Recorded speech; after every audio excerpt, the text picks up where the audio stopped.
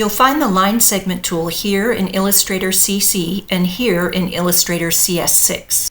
To use this tool, click on it and then choose a line style from the Graphic Styles panel. I'll choose that medium line.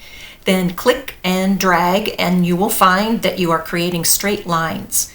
These can be used to create a line graph, or you can connect one to another and create a shape, though there are much easier ways to create a triangle.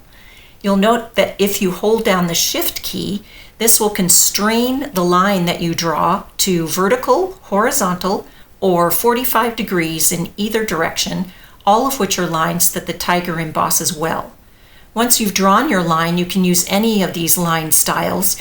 If your line is across a filled shape or another line, look for a line that has in its name plus WS, which means that the line has white space incorporated within it, so it's very easily read.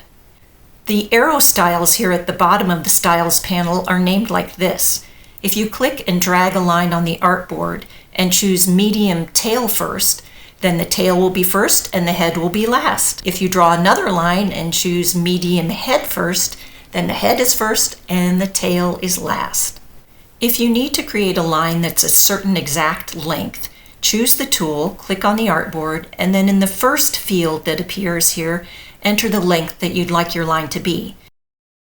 In the second field, enter 90 if you'd like a vertical line and 0 if you want your line to be horizontal. Then click OK. Now go to the Graphic Styles panel and choose Loud Line.